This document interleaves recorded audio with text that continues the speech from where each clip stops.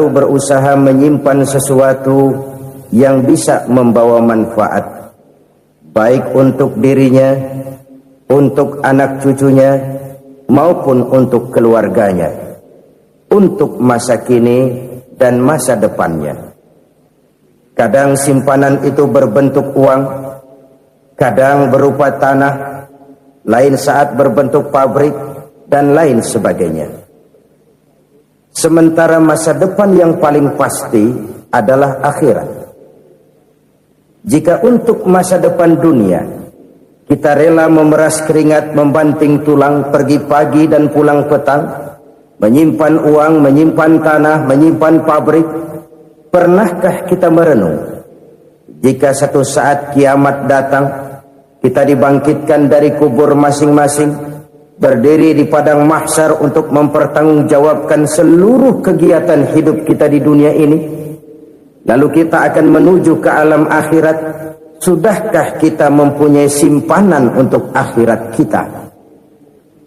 Pada pertemuan kali ini saya ingin menyampaikan sebuah hadis di mana Rasulullah sallallahu alaihi wasallam bersabda, "Arba'un min kanzil jannah."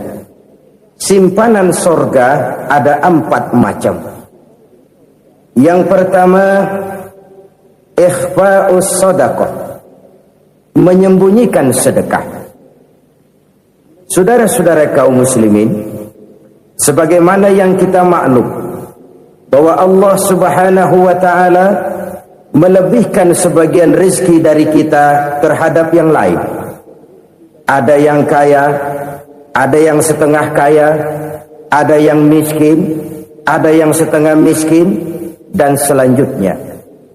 Ada yang gajinya kecil tapi penghasilannya gede. Ada yang penghasilannya gede tapi nggak punya gaji. Ada juga yang memang gajinya gede dan penghasilannya gede. Kelebihan rezeki merupakan sunnatullah dan tidak harus membuat kita merasa lebih dari yang lain. Bahkan sebaliknya, kelebihan itu harus membuat kita ringan tangan untuk menolong mereka yang memang memerlukan pertolongan. Kalau saudara diberikan ilmu, maka pertanyaan akhirat cuma satu: ilmumu kau amalkan untuk apa? Kalau saudara diberikan umur yang panjang, pengadilan akhirat juga bertanya satu: umurmu kau habiskan di mana? Tapi kalau saudara diberikan harta, pengadilan akhirat akan bertanya dua: hartamu kau dapat dari mana, kau belanjakan kemana? Dari mananya ditanya, dan kemananya juga ditanya. Oleh karena kita akan dimintakan pertanggungan jawab, maka amanah yang bernama harta ini harus kita gunakan dengan sebaik-baiknya. Ada penggunaan yang merupakan kewajiban, itu zakat namanya. Ada penggunaan yang sewaktu-waktu, itu infak namanya. Ada yang lebih sewaktu-waktu lagi, dan itu sedekah namanya. Zakat dia terikat oleh haul dan nisab, oleh putaran batas waktu dan ukuran dari harta itu sendiri. Sedangkan infak terikat oleh situasi dan kondisi perekonomian seseorang. Sedangkan sedekah tidak terikat dengan apapun. Dalam kondisi seperti apapun kita bisa melakukan sedekah dengan yang terkecil sekalipun.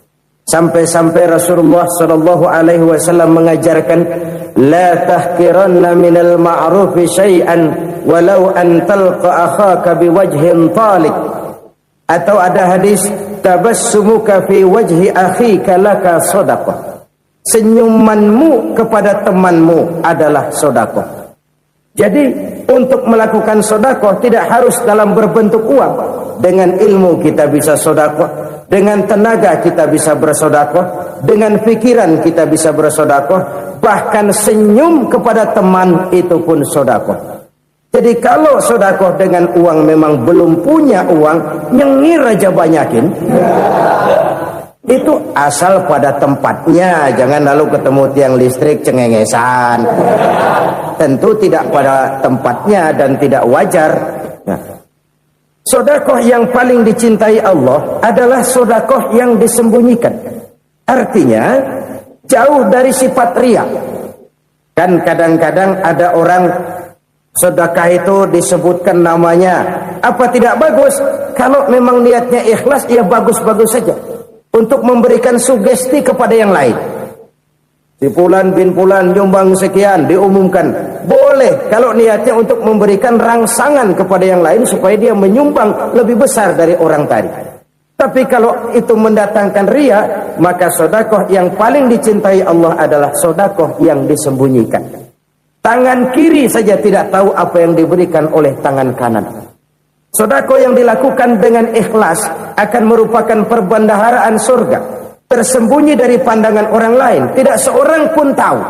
Karena memang sikap yang baik adalah melupakan kebaikan dan mengingat kesalahan. Itu salah satu ciri orang bahagia.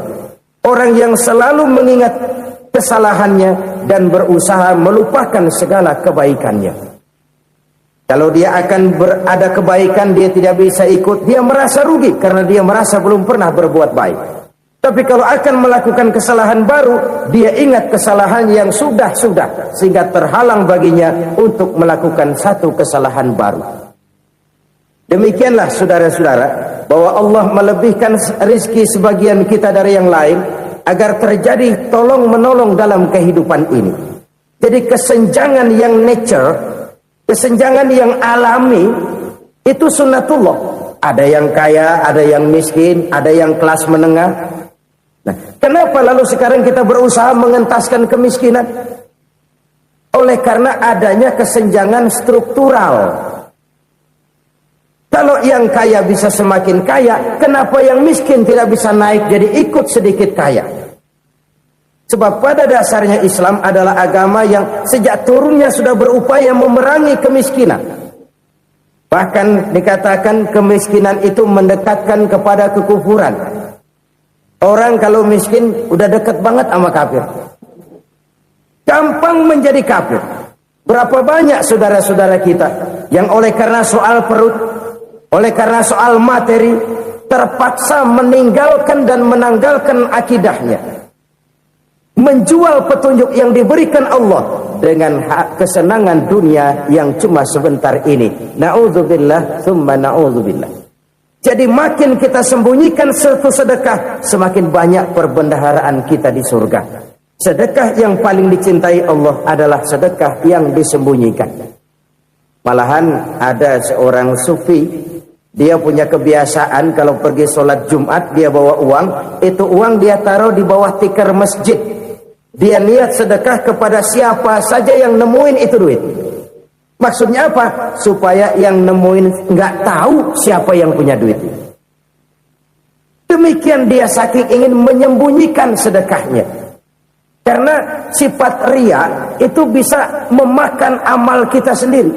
Riya itu termasuk menyebut-nyebut kebaikan kita. Orang yang suka nepuk dada, sedikit-sedikit ngitungnya kalau nggak gua. Tuh kalau nggak gua tuh. Tuh yang belas itu kalau nggak gua. Iya kalau nggak lu kenapa emang? Orang yang suka menepuk jasad.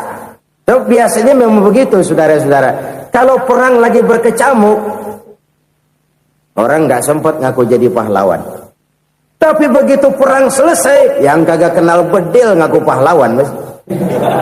Itu sesuatu yang biasa.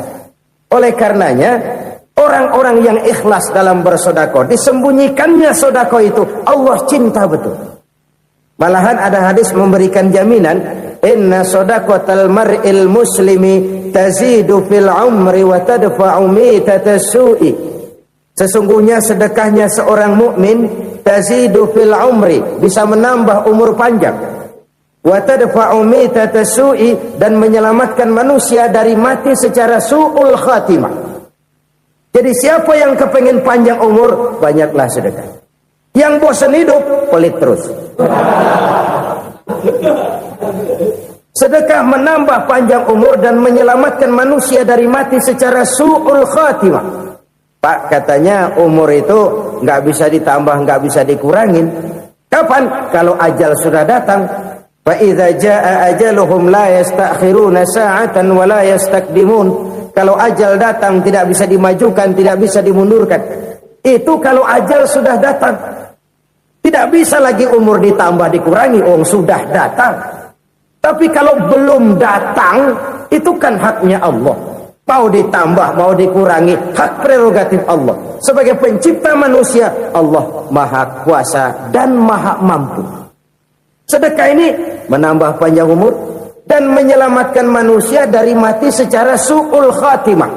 Itu orang mati kan sama ya, kondisinya mati, nggak nafas. Tapi hakikat mati kan lain-lain. Ada yang mati itu husnul khatimah, baik akhirnya.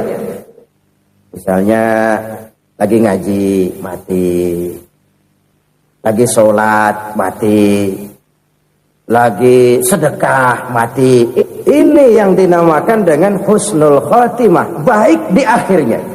Sebaliknya ada yang su'ul khatimah, jelek di akhirnya. Ini yang jadi catatan akhir. Lagi nyekek botol, mampus. Lagi banting kartu, modar. Su'ul khatimah, jelek pada akhirnya. Sedekah menyelamatkan manusia dari mati secara su'ul khatimah. Dan kita semua kepengen mendapat husnul khatimah, jauh dari su'ul khatimah.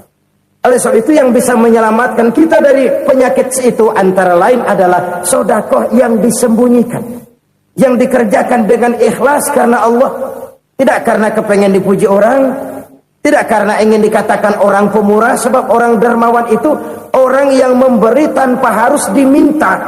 Kalau masih harus diminta, ya belum dermawan namanya, masih harus diminta. Kalau nggak diminta ya tulus, lolos, polos. Saudara-saudara kaum muslimin rahimakumullah, harta adalah amanat dan akan kita pertanggungjawabkan. Allah melebihkan rizki sebagian kita dari yang lain agar kita saling tolong menolong, bantu membantu. Nabi janjikan, siapa yang meringankan beban saudaranya muslim di dunia, Allah akan meringankan bebannya di akhirat nanti. Sebuah jaminan dari baginda Nabi. Si orang yang kita bantu barangkali tidak bisa membalas, Allah yang akan membalas lewat jalan lain yang tidak pernah kita sangka-sangka. Ada orang tanya, Pak, ini ada orang nyumbang masjid sambil marah-marah, bagaimana? Saya bilang sumbangannya aja ambil, marahnya jangan. Marahnya jangan diambil, itu urusan dia. Saudara-saudara kaum muslimin rahimakumullah, umat Islam ini kan umat yang punya potensi besar. Kadang kita merenung, kenapa kadang-kadang pembangunan masjid kok lambat sekali? Kalau hotel hari ini peletakan pertama, bulan depan peresmian. Supermarket hari ini peletakan batu pertama, minggu depan peresmian. Tapi kalau sudah yang namanya masjid, kadang-kadang peletakan batu pertama sekaligus jadi batu terakhir. 3 tahun, 4 tahun, campur nebar jalak di jalanan, duit dijaring kayak ikan sepat. Apa tidak ada orang Islam yang kaya? Banyak. Apa tidak ada pengusaha muslim yang jadi konglomerat? Ada. Lalu yang belum banyak itu yang komit terhadap nilai-nilai agamanya. Akhirnya kita jatuh jadi umat yang lemah. Belum ada pengusaha konglomerat muslim buka pabrik supermi cap beduk misalnya umpamanya atau pabrik kecap cap sorban supaya identitas keislamannya sedikit kelihatan. Kita jatuh jadi umat yang lemah karena potensi tidak terinventarisir dengan baik. Kita ini ibarat kompor yang cuma matengin nasi orang lain. Potensi kita dimanfaatkan oleh orang lain. Ukhuwah Islamiyah kita baru terbatas kepada silaturahmi. Ukhuwah di bidang ekonomi kita lemah, ukhuwah di bidang kebudayaan kita lemah, apalagi ukhuwah di bidang politik kita lebih rapuh lagi. Padahal ukhuwah itu adalah totalitas kehidupan manusia, menyangkut ipolek sosbud, memerlukan nilai-nilai ukhuwah. Jadi oleh karena itu mari kita menyadari, di dalam harta kita, walaupun kita yang cari, pergi pagi, pulang sore, peras keringat, banting tulang, di sana ada harta anak yatim. Di sana ada hak masjid. Di sana ada hak pesantren. Di Di sana ada hak jihad. Berbahagialah seseorang apabila dia oleh Allah dijadikan keran. Keran itu menyimpan air, tapi tidak untuk dirinya, tapi disalurkannya kepada mereka yang memang memerlukannya. Saudara-saudara kaum muslimin rahimakumullah, ini yang pertama. Jadi perbendaharaan surga adalah menyembunyikan sedekah. Orang lain nggak tahu, kita pun nggak pernah ngitung-ngitung. Kita anggap lewat begitu saja, padahal itu deposit akhirat. Satu. Yang kedua, perbendaharaan surga itu apa?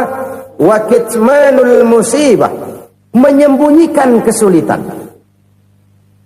Kadang orang takut menghadapi kesulitan, tapi makin kita merenung, hidup ini kan sebenarnya urusan.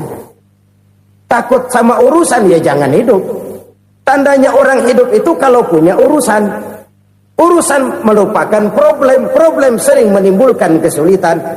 Kesulitan bukan untuk ditakuti, tapi untuk diatasi dan dicarikan jalan keluarnya. Siapa sih orangnya yang nggak pernah sulit-sulit? Makin tinggi status sosialnya, makin gede urusannya. Makin tinggi kualitas imannya, makin berat tingkat kesulitannya. Cuma memang yang namanya enak itu seperti pelangi. Biang lala itu nggak pernah di atas kepala kita, di atas kepala orang melulu. Lo sih enak lo, kata kita. Dia juga bilang yang enak kan lo. Pelangi itu nggak pernah di atas kepala kita. Kata tukang beca, aduh enak ya naik Mercy. Kata tukang beca, apa yang di dalam mobil Mercy? Aduh enak bener tukang beca, di jok ngeringkuk ngorok pulas bener. Saya kamar pakai AC, sejuk, tempat tidur sutra, empuk, alga, spring bed, kulak kulik, nggak bisa pulas kalau belum minum Valium, belum tidur. Enak bener tukang beca, di jok ngorok nggak tahu wetan kulon. Si tukang beca bilang yang di Mercy enak, yang di Mercy bilang tukang beca enak. Inilah enak, nggak pernah di atas kepala kita, di atas kepala orang lain melulu enak itu. Nah, saudara-saudara, yang merupakan perbendaharaan surga itu orang yang bisa menyembunyikan kesulitan, baik pribadi ataupun rumah tangga. Nih terutama rumah tangga yang jadi soalnya. Kadang-kadang kita ini kalau senang, sebaliknya kalau senang kita diam, kalem aja, cuek. Banyak banget duit kita bawaan, diam aja udah. Malah ketemu orang takut. Tapi begitu susah, sekampung tahu. Padahal Nabi mengajarkan perbendaharaan surga itu menyembunyikan musibah, menyembunyikan kesulitan. Kalau enak, cerita sama orang-orang. Kalau nggak enak, rasain sendiri, tekan sendiri, atasin sendiri. Kita kan sebaliknya, tenang kita diam, asal lagi susah, paling tidak kita nyari teman buat cerita kesusahan. Siapa orangnya yang nggak pernah susah? Cuma soalnya bagaimana kita mengatasi kesusahan itu sendiri. Begitu juga misalnya kalau orang sudah berumah tangga, itu orang tuanya harus menjadi tempat dia cerita yang enak-enak saja.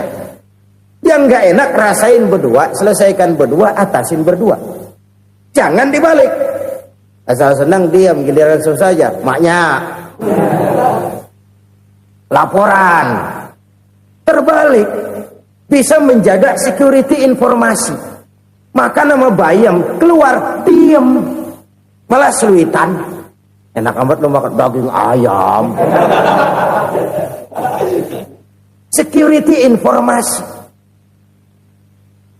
Saudara-saudara kaum muslimin rahimakumullah, ujian yang terberat itu yang pernah diberikan kepada para nabi, para rasul, para aulia, para ulama. Makin tinggi keimanan, makin berat bentuk kesulitan. Ayo saya kemukakan satu contoh saja. Ada seorang nabi yang kaya, nabi kaya, namanya Nabi Ayub. Iblis kalau orang begini kan keki,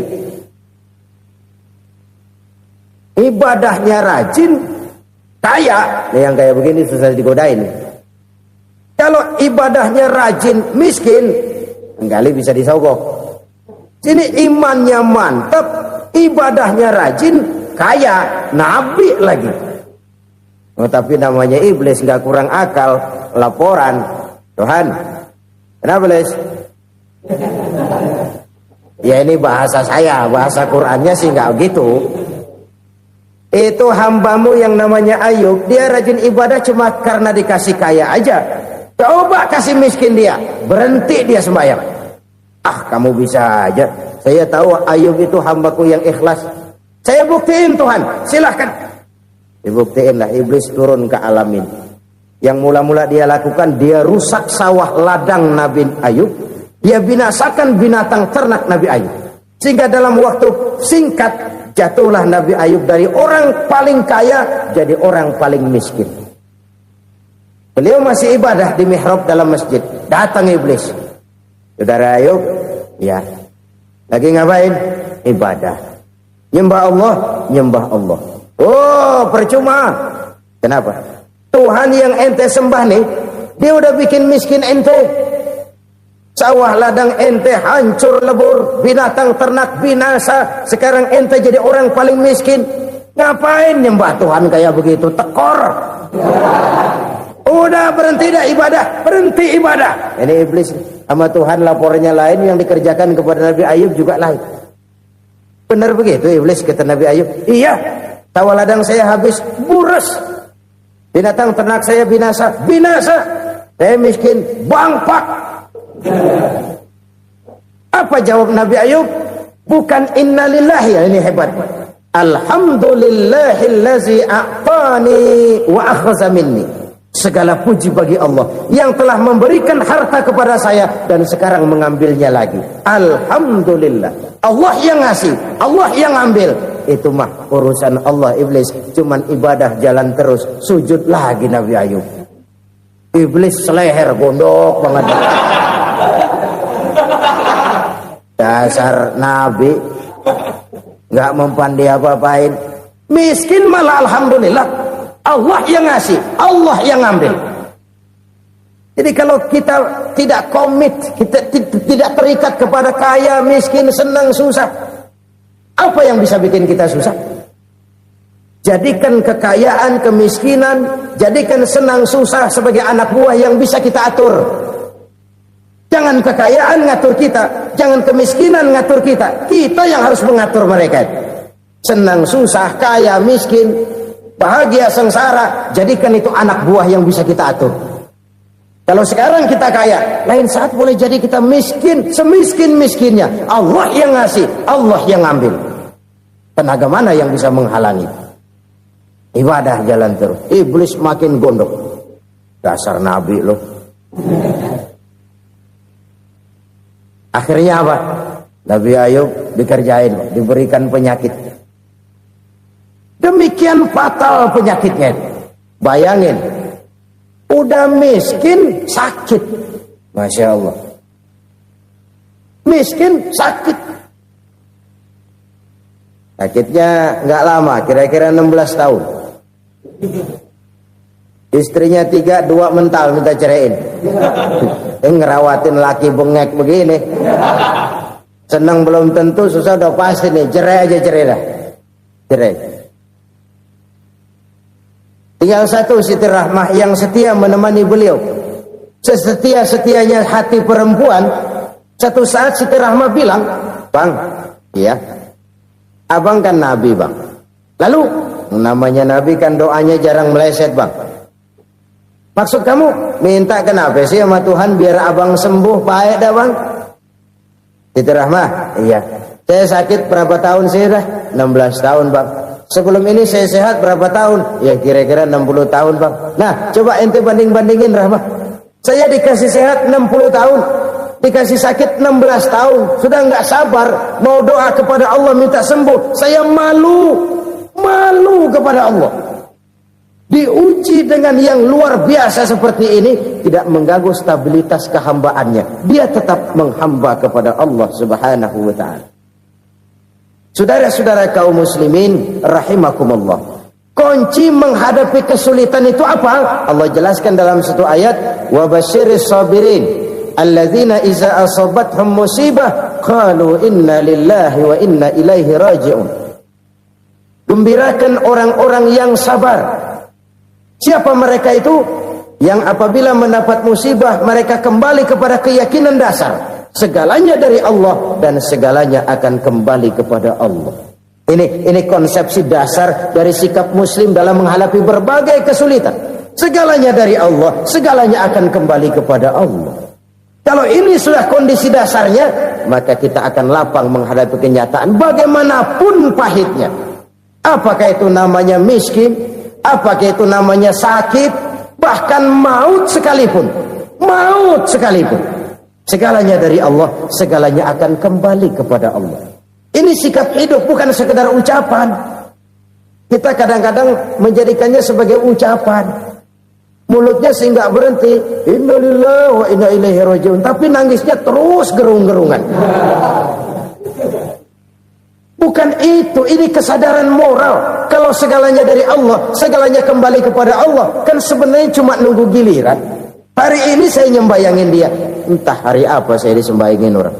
Hari ini saya antar dia ke kubur, entah hari apa orang nganterin saya ke kubur. Hari ini saya tahlilkan dia, entah nanti kapan orang tahlilkan saya. Segalanya dari Allah, segalanya akan kembali juga kepada Allah. Oleh sebab itu saudara-saudara, kesulitan bukan untuk ditakuti. Kesulitan justru untuk diatasi, dicarikan jalan keluarnya. Dan tidak ada orang yang tidak pernah mendapat kesulitan. Tidak ada. Semakin tinggi status sosial, semakin tinggi kualitas keimanan, semakin besar juga tingkat kesulitan. Hanya saja bagaimana cara kita mengatasinya. Dan Al-Quran menyatakan, innama al-usri yusra. Di balik kesulitan itu pasti ada kemudahan. Roda itu berputar. Karena itu Rasulullah sallallahu alaihi wasallam mengingatkan kepada kita, ta'arraf ila Allah fir raha ya'rifka fis syiddah. Ingatlah kepada Allah di waktu kamu senang, supaya Allah ingat kepada kamu di waktu kamu susah. Kalau waktu senang kita ingat kepada Allah, kita susah, Allah tidak akan meninggalkan kita. Tapi kalau waktu senang kita jauh dari Allah, sujud tidak sempat, dengan masjid jauh, ketika senang kita lupakan Allah. Nanti begitu kita susah, Allah lupakan kita. Dan itu menyakitkan. Oleh karena itu orang-orang tua kita dulu bilang, kalau lagi sehat ingat-ingat lu bakal sakit nanti. Kalau lagi kaya ingat-ingat satu saat kita bakal jatuh miskin. Bahkan kalau lagi muda ingat-ingat kita bakal tua. Dan yang terpenting, kalau lagi hidup ingat-ingat kita bakal mati. Saudara-saudara kaum muslimin rahimakumullah. Jadi yang kedua yang merupakan perbendaharaan surga, menyembunyikan musibah. Saudara-saudara kaum muslimin rahimakumullah. Hal ketiga yang merupakan perbendaharaan surga adalah wasilatur rahmi. Orang yang suka bersilaturahmi. Sebagaimana yang kita maklum bahwa manusia adalah makhluk yang disebut zon politika. Makhluk sosial yang tidak mungkin hidup sendiri-sendiri. Betapa dan siapapun kita memerlukan orang lain. Bodoh betul manusia kalau tinggal di tengah masyarakat tapi tidak mau bermasyarakat. Merasa hebat sendiri, pinter sendiri, gagah sendiri, kaya sendiri. Mungkin kalau mati juga ngubur sendiri. Jangankan kita di sini, di sorga saja Nabi Adam waktu sendirian bengong melulu, mondar mandir. Allah tegur dam sepi dam. Jadi ini kalau bahasa saya, iya Tuhan sepi ini nggak ada coret-corekan pisan ini. Diciptakan Siti Hawa baru anteng Nabi Adam. Itu di sorga. Cobalah. Umpamanya saudara tinggal di Jakarta nih. Kayak bener. Apaan aja di Jakarta punya saudara dah. Jembatan Semanggi ambil. Monas buntel bawa pulang. Hotel-hotel ambil semua. Cuman tinggal di Jakarta sendirian. Apa enaknya? Betapa dan siapapun kita perlu orang lain. Tidak ada seorang pun yang bisa memenuhi kebutuhan hidupnya secara sendiri-sendiri.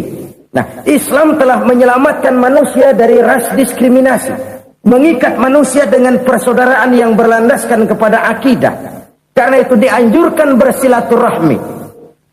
Bahkan Nabi menyatakan, man arada ayyubsata lahu fi rizqihi wa yunsa'a fi atharihi falyasil rahimah.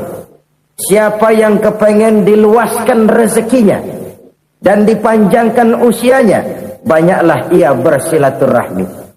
Siapa yang kepengen dimudahkan rezekinya, hendaknya ia banyak bersilaturahmi. Kalau banyak teman, kesulitan kan paling tidak ada tempat cerita.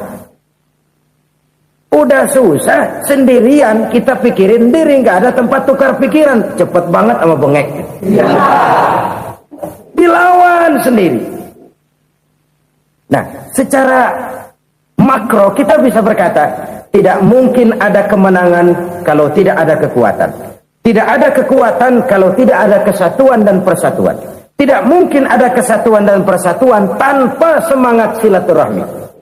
Kalau umat Islam mau menang, dia harus kuat. Kalau umat Islam mau kuat, dia harus bersatu. Kalau umat Islam mau bersatu, dia harus membudayakan silaturahmi ini. Bahkan sampai-sampai kata Nabi, kalau bisa cari nilai tambah. Apa? Silman qata'at. Bersilaturahmilah kau kepada orang yang marah denganmu. Masya Allah, indahnya ajaran agama kita. Orang yang marah pun kepada kita, kata Nabi, kalau bisa bersilaturahmilah kepadanya, kepada orang yang marah itu. Di situ nilai tambah. Cuman jujur nih hadis, ngucapinnya gampang, ngamalinnya yang berat banget. Orang marah sama kita, kita disuruh silaturahmi. Ada apa malu? Lu marah tuh, gue marahan lagi. Gue pikirin. Saudara-saudara kaum muslimin rahimakumullah. Tapi ini yang diajarkan, bahkan ini yang dicontohkan oleh baginda Rasul. Bagaimana begitu mudah, misalnya satu saat Abu Jahal ini ngatur strategi bagaimana bikin Muhammad celaka. Dia gali lubang di depan tempat tidurnya. Dia tutupin daun korma. Terus dia panggil seseorang, ke sini. Kasih tahu Muhammad, pamannya sakit keras, minta ditengokin. Berangkat orang ini ke sana. Muhammad, labbaik. Pamanmu sakit keras, dia minta ditengokin. Baik, saya akan datang menjenguk beliau. Berangkatlah Nabi ke rumah Abu Jahal tanpa prasangka apapun. Abu Jahal udah pasang setil, selimut 3 rangkap setengah dipakai, persis kayak orang meriang. Tapi sembari ngintip dari balik selimut, begitu Muhammad buka pintu, nah masuk perangkap nih. Muhammad jalan menuju tempat pembaringan. Makin lama makin dekat, makin lama makin dekat, makin dekat ke lubang yang dipasang oleh Abu Jahal itu. Dalam hati Abu Jahal, terus dah jatuh, mampus dah lo ini. Mampus lo hari ini nih. Apa yang terjadi? Malaikat Jibril datang. Muhammad, pamanmu cuma pura-pura sakit. Di depan tempat tidurnya ada lubang perangkap supaya kamu jatuh ke situ. Sudah, kamu pulang. Balik kanan Nabi. Sudah hampir jatuh ke lubang, balik kanan, pulang. Bayangin kecewanya Abu Jahal. Muhammad dikit lagi, Muhammad dikit lagi. Enggak, paman, saya pulang aja. Emosi, bangun dari tempat tidur, enggak sadar kalau lagi pura-pura sakit. Lompat ngejar Nabi, dia lupa dengan lubang yang dia gali.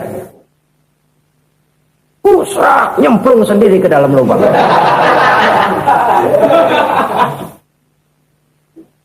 Nabi terus berlalu. Ini terjadi keanehan. Jatuh ke lubang yang dia gali itu sebenarnya nggak terlalu dalam ya, antara 3-4 meteran lah. Tolong, saya jatuh ke lubang ini. Datanglah pelayan-pelayannya itu. Angkat saya dari sini. Oh, yang ngulurin tambang.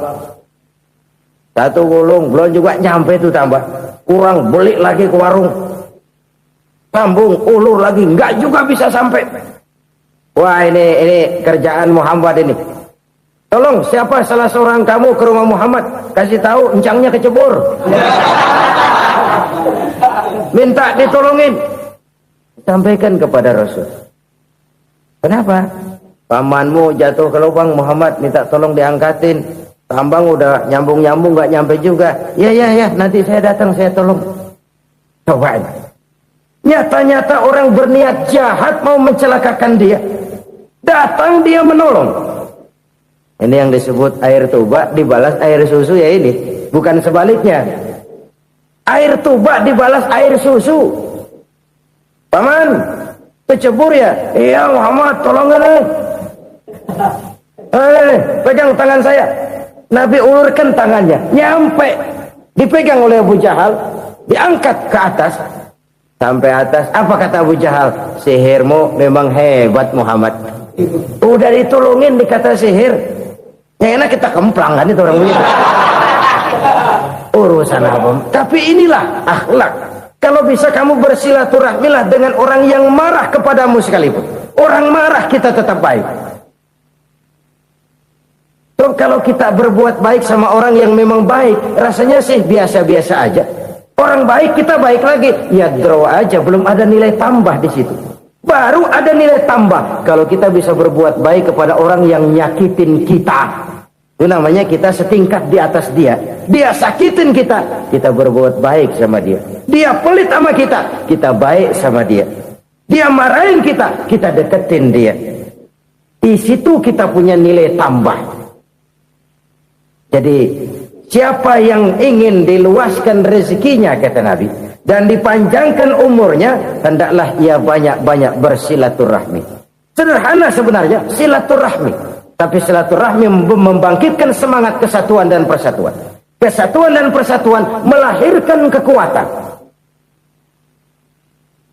Dalam matematika, 1 ditambah 1 pasti 2. Tapi di tengah masyarakat, 1 orang takut ditambah 1 orang takut, hasilnya jadi 2 orang setengah berani. Kenapa setengah berani? Karena udah berdua. Tadi pan takut sendirian. Kalau dia kumpul turu-turu takutlah jadi berani. Kita yang lemah, kita yang tidak berdaya, kita yang miskin, kalau mau kompak bersatu, apa yang nggak bisa kita kerjain? Apalagi tinggal di kota besar, pilihan cuma 2, bertahan atau minggir. Bertahan atau minggir. Untuk bisa bertahan harus mampu bersaing. Untuk mampu bersaing harus punya keahlian. Keahlian harus ditunjang dengan pendidikan, ditambah oleh kekompakan sebagai umat. Udah miskin mencar mulu, orang injek gitu. Orang nggak pandang urusan apa malu. Oleh karena itu silaturahmi pada hakikatnya merupakan ruh dari ukhuwah yang diajarkan oleh agama kita. Bagaimana Islam menyelamatkan masyarakat manusia dari ras diskriminasi, mengikat manusia, dan tidak ada persaudaraan yang lebih indah selain persaudaraan yang diikat dengan nilai-nilai akidah.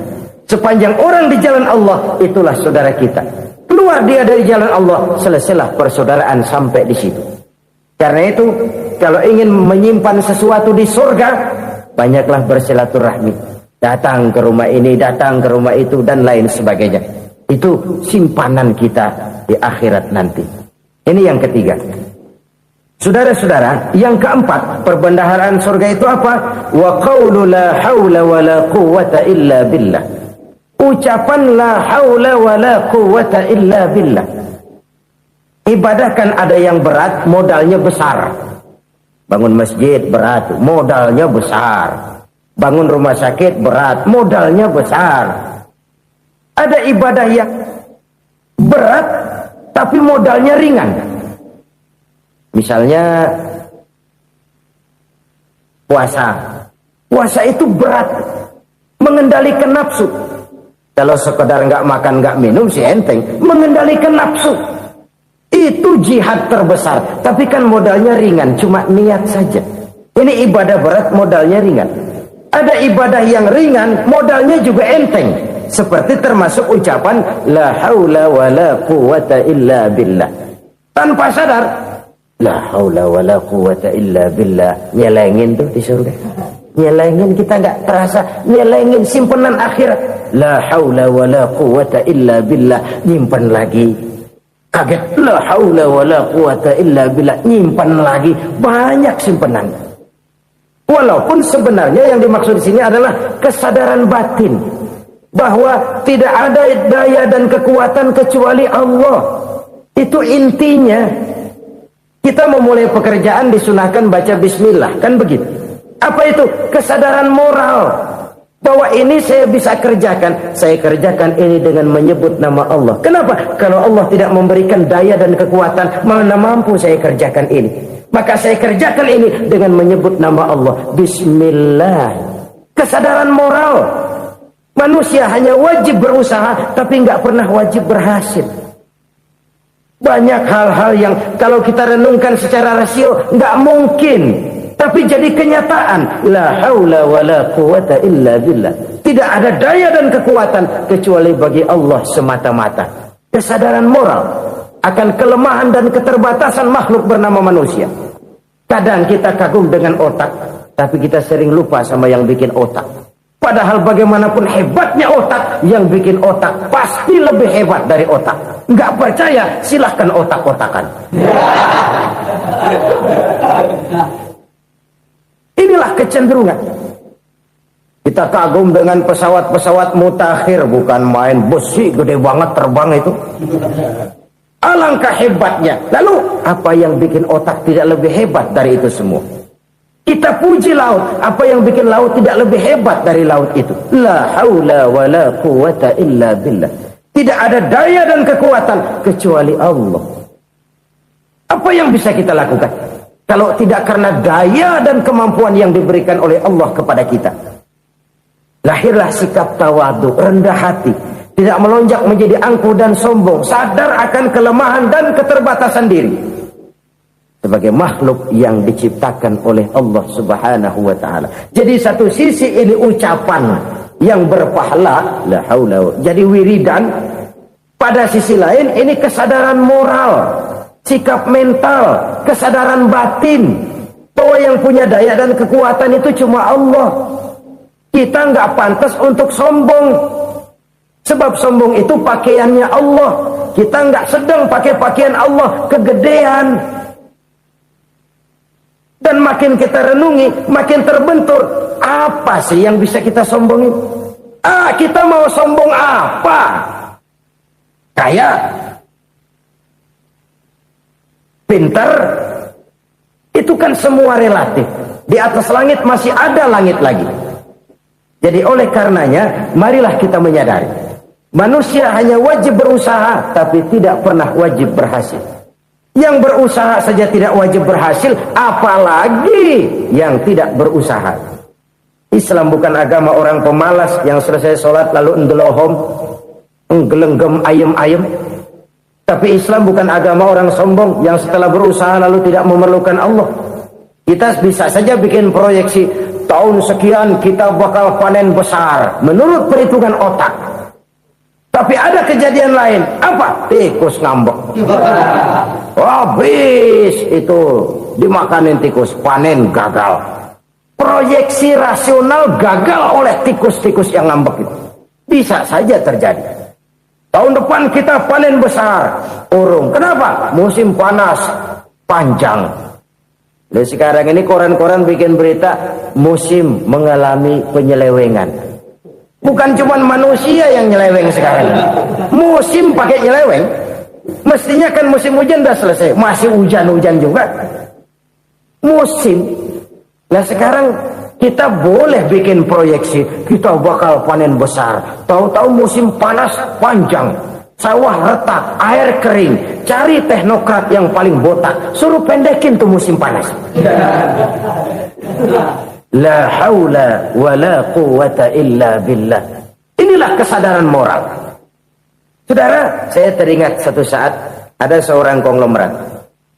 Umurnya ya kira-kira 70-an. Satu saat dia ditanya oleh wartawan, "Pak, umur Bapak berapa sih?" "Ya paling 10 tahun." 10 tahun? 10 tahun? Anak Bapak berapa orang? Satu saja? Satu. Harta Bapak berapa? Ya paling-paling bangsa 7 juta kali. 7 juta? Iya. Pak, kenapa Bapak bohongi saya? Bapak punya buku biografi. Koran-koran, majalah-majalah banyak memuat cerita riwayat hidup Bapak. Saya tahu umur Bapak 70. Kenapa bilang cuma 7 tahun? Saya tahu anak Bapak 8. Kenapa cuma bilang 1? Saya tahu harta bapak miliaran, mungkin triliunan, pabrik di mana-mana, bank di mana-mana. Kenapa bilang uang bapak cuma 7 juta? Nah, kata si konglomerat tadi, kamu benar nak, kamu benar. Umur saya kalau jumlahnya memang 70 nak. Cuman ingat-ingat saya, baru 7 tahun terakhir ini saya sujud. Baru 7 tahun terakhir ini saya berusaha dekat dengan Allah. Saya laksanakan perintahnya, saya jauhi larangannya. 7 tahun inilah rasanya yang ada nilainya di hadapan Allah. Yang 63 tahun matong, kelabu, kelem umur gue. Habis untuk maksiat, untuk munkarat. Maka ketika ditanya tadi, umur saya 7 tahun itu. Oh begitu Pak. Oh iya. Lalu anak Pak, anak bapak kan 8. Kenapa bilang cuma 1? Nah, kalau jumlah hitungannya memang anak saya 8. Tapi dari 8 orang ini rasanya cuma 1 nih yang bakal jadi buah hati, belahan jantung, pelanjut cerita, penerus sejarah, bakal jadi anak soleh yang akan mendoakan saya. Cuma 1 rasanya anak saya ini yang bakal jadi buah hati saya, besar-besaran saya, yang akan mendoakan di kubur saya, yang akan mendoakan di akhirat saya. Yang 7 orang mana? Masya Allah, yang satu tenggeng, yang satu nyekek botol mulu, yang satu nggak karu-karuan. Makanya saya bilang 1 anak saya yang akan bisa mendoakan saya. Oh begitu Pak. Iya. Nah harta Pak, harta bapak kan triliunan, pabrik bapak di mana-mana, uang bapak hampir di tiap bank-bank besar. Kenapa bilang cuma 7 juta? Betul kau nak. Harta saya kalau jumlahnya memang miliaran, triliunan mungkin. Tapi yang saya ingat baru 7 juta tuh yang saya belanjakan di jalan Allah. Saya nyumbang masjid, saya santuni yatim piatu, saya bantu pembangunan pesantren, saya bantu pembangunan rumah sakit Islam. Itu yang akan saya bawa pulang ke akhirat, yang 7 juta itu. Yang triliunan itu nanti akan diperebutkan oleh anak-anak saya sebagai waris saya.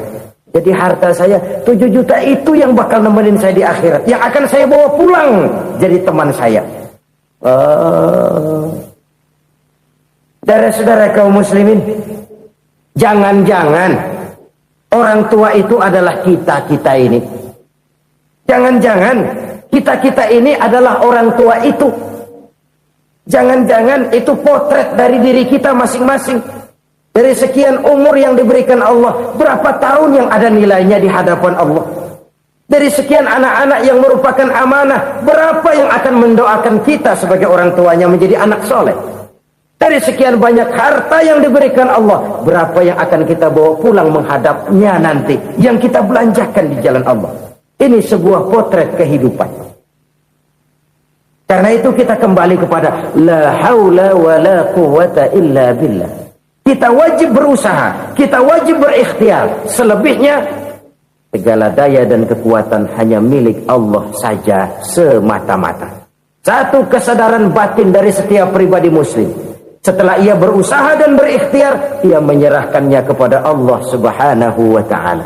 Jadi satu sisi ini merupakan wiridan ucapan yang mengandung pahala, pada sisi lain ini merupakan sikap batin dari seorang muslim di dalam ia menghadapi realitas kehidupan ini. Saudara-saudara kaum muslimin rahimakumullah, kalau ini kita jadikan satu basis kehidupan, maka ini akan menyelamatkan manusia dari kemungkinan tergelincir menjadi orang yang lupa diri dan lupa darat. Sebab itu Imamul Ghazali berpesan, jadidis safinah fa innal bahra amiq, wa khuziz zad fa inna safara ba'id, wa khaffifil hamla fa innal hamla syadid. Perbarui selalu kapalmu karena lautan sangat dalam. Bawa bekal yang banyak karena perjalanan ini sangat jauh. Ringankan beban karena kebanyakan beban akan menyakitkan. Alangkah indah kalimat ini, alangkah dalam makna yang terkandung di sana. Perbarui selalu kapalmu karena lautan sangat dalam. Apa artinya ini? Jaga mentalmu baik-baik. Pelihara imanmu baik-baik, karena hidup penuh cobaan seperti lautan. Kita kalau berlayar di lautan kan kadang-kadang tenang, angin bertiup sepoi-sepoi basah. Jika malam datang, bintang gemintang bertabur menghias cakrawala. Rembulan memantulkan sinarnya dengan indah. Dalam keadaan begitu berlayar enak. Tapi lain saat ombak menggunung, halilintar menyambar, angin topan bertiup.